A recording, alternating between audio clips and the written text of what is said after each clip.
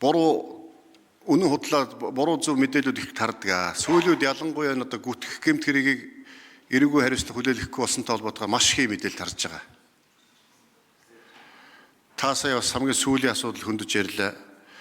Улсын их хурлын 40 гишүүн 390 сая төгрөгийн орон сууцны дэмжлэг авсан гэж мэдээлэл их гарсан гадуур. Энийг тамгын газраас лавуулж тодруулж асуусан.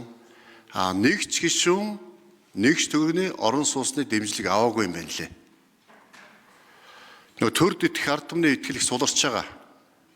Энэ цаг үед ингээд улсын их хурлыг муухай харагдуулах, улмаар Монгол улсын одоо төрийн эрх барих, хууль тогтоох, дээд байгууллага, энэ байгууллагын нэр хүндийг сулруулах, унгаах, улсын их хурлын гишүүд одоо ард түмний элч бөгөөд нийт иргэн улсын эрх ашигыг эрхэмлэлээ гэж үндсэн хуулийн тангараг өргөдөг. Энэ өргөсөн тангарагтаа бас үнэнч ажиллах ёстой бид. Гэтэл бид өөрсдөө бас бие бинийгээ гүтгэх, гутаах, гэмт хэрэгт холбох ийм одоо дээрээ суудлаа олохгүй, доороо гүйдлээ олохгүй гэж ярьдаг.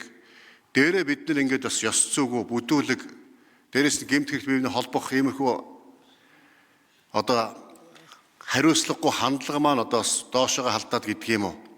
Ингээд үндсэндээ улсын их хурлыг өөрийн үйл ажиллагааны бас нэр хүндийг унгах юм асуудал болчиход байгаа. Тийм болохоор хаана л одоо бүгдээрээ хариуцлагатай байцгаая, ёс зүйтэй байцгаая. Ямар нэг байдлаар одоо хууль зөрчихгүй байх. Үндсэн хуулинд өргөсөн нийт иргэн улсын эрх ашигыг эрхэмлэн ард түмнийхээ элч төлөвч байна гэсэн тангарагтай үнэнч байцгаая. Ингэх юм бол улсын их хурлын үйл ажиллагаа сайжирна. Улсын их хурлын нэр хүнд дэвшлэн ард түмний төрд итгэх итгэл, улсын их хурлын итгэх нэмэгдэнэ. Ингэж парламентын засаглал бэхжнэ. Бид парламентын засаглалаа бэхжүүлэх, парламентаа тогтолцоогоо хамгаалах ийм бас үүрэгтэй улсууд их хурлын гишүүд. Тийм болохоор эндээ бас илүү анхаарах ёстой. Тийм үүднээс одоо худлаа мэдээлэл тараадгийг хаана анхаарцгаая. Энэ одоо 390 сая төгрөгтэй холбоотой мэдээлэл худлаа шүү гэдгийг нэгдүгээр хэлээ. Хоёрдугаарт нь гадаад томилолттой асуудал ярьж байна.